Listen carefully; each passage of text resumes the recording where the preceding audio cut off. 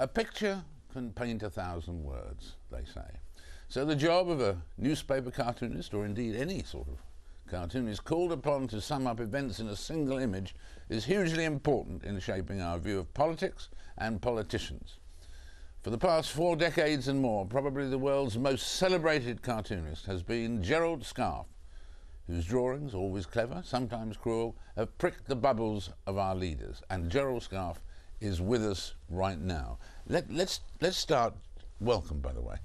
Let's start with those two new images you were presented with when the campaign got underway. Can we just take another look first of all at McCain? What did you, as you set out to do McCain, what did you notice about him? What did you fasten on first? He's got these enormous sort of pouchy gopher-like jowls. I mean, that was the first thing I noticed. It seems to have gone out sideways, so he's almost got a sort of triangular head. Yes, like that. And what about Obama? Well, Obama, I'm showing now as Superman. He's the guy I'd like to come through. Not that I have a vote, but I certainly prefer him to McCain and the ghastly Sarah Palin. Who gets into the picture there up the top? That's her, isn't it? Yes, that's her as a flying pig with lipstick. From her own quote, that is. From her own quote, yeah. She's a gun-toting, Bible-bashing, moose-slaughtering hockey mom. Yes, yes. Ghastly. All of that. And so that but in terms of Obama struck you as what? Worldly and elegant, did you? Yes. I mean, he seems to me worldly and elegant. I mean, the terrible thing is, of course, when they're all out of office, they all look extremely promising.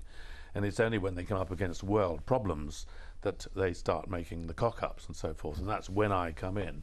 Before they're actually in power, they all look pretty good, except Sarah Palin. And once they're in, then, you know, the problems of the world are on them, these sort of international crises. But so, yes, so inevitably before they've done their, it's like interviewing someone after they've been president rather than before, isn't it? I mean, when you've got some material to go on, yes. Nixon or whoever. And what about, I got the impression from the book, Monsters as it's called, How George Bush Saved the World and Other Tall Stories, that you're probably, let's take a look at the picture of George Bush. That I thought your 2 favourites in the book were probably, I may be wrong, George Bush and Margaret Thatcher, as subjects. As subjects, when you say favourites, I mean, the worst ones are the best ones to draw, unfortunately. As we all know, in journalism, the wickedest are the most interesting to talk about. And it's the same thing with drawing. And Bush, I couldn't stand. And I always drew him as a sort of ape, because he had these sort of simian close-set eyes. Right. And Mrs. Thatcher, of course, was absolutely wonderful as a subject. I didn't. Well, you've got that marvellous picture. Well, this one here, yeah. I mean, she was so acerbic and biting and so forth, and here she is biting off the head of John Major, and I could always draw her as an axe or a knife or something very, very piercing, because she had that character. The caricature has to come from the character. I couldn't draw John Major as something piercing and cutting, because he didn't have it within him to be that. And with Margaret Thatcher, the awesome pictures you did of Margaret Thatcher, which I should think were probably not her favourites, but I mean, how cruel are your drawings? A lot of people say they're cruel, that there's this lovable fellow called Gerald Scarfe, but put a pen in his hand and mayhem results. Well, I'm not in the business of being kind. No, I think that's my job, really, is to poke fun at those in power. And my drawings are really about the misuse of power, those who I think are, you know, in control of our lives and perhaps leading us in the wrong direction. And what about the reaction you get from your willing or unwilling subjects? I mean, do you get, you know, angry letters, or do you get letters requesting a copy? The terrible trouble is, you know, I think it's all grist to the politician's mill. They would rather be drawn as a sort of lump of snot on a pig's nose than not drawn at all. It's all attention. It means they've arrived. It means they're a person of note when they're there.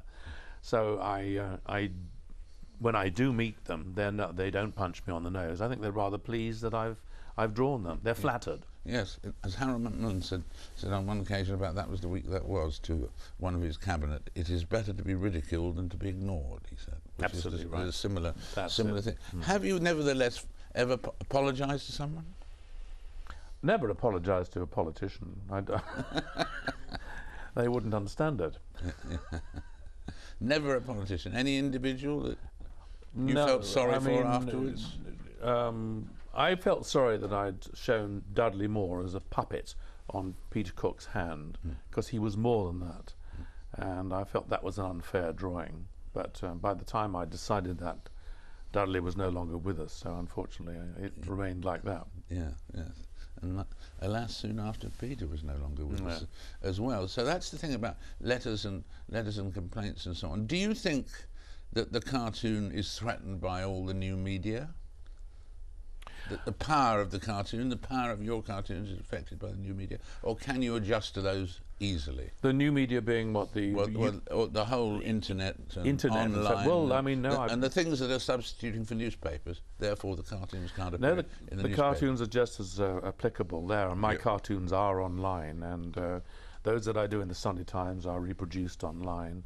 So if newspapers ever disappear, I'm sure that the cartoonists will be there. I mean, I'm just like someone who's giving their opinion alongside all the news. I'm almost like a column writer, a columnist. I give my opinion. What was the Danish cartoons, for instance, that caused such a fury around the world and so on?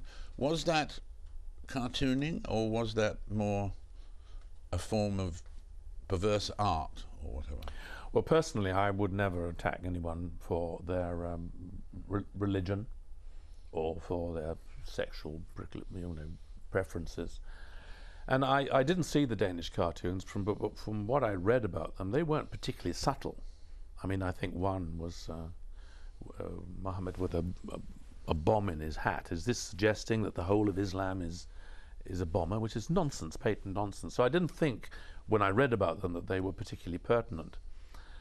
However, you know, I am in the business of supporting freedom of speech. I didn't like what that guy said, but if I would protect to the very end his right to say that, because I think it's healthy in society to have this voice that is not in any way tempered. I think it's important, really, for, in my job, to be the jester who says to the king, you know, you may be wrong. It is important. You have no clothes, yeah. You have no clothes, yes. That's the emperor, though. And tell me, is there anybody that you're still working on, and God damn it, you can't get him or her yet? Well, I'm still working on Obama and McCain, of course, and Sarah Palin, but I've taken to them because I really you know, feel they're very good material. Cameron hasn't yet done anything. David Cameron, we know he's a toff. That's about it, really. And I always draw him in the full toff gear. And that's right, and he's leader of the opposition, and therefore he hasn't, as you say, run anything yet. No. So then he better look out. Then he should look out. Scarfe will be on his case. Well, thank you for being with us, Gerald. It's been a real delight. Thank you for having me here. Well, that's it for this week.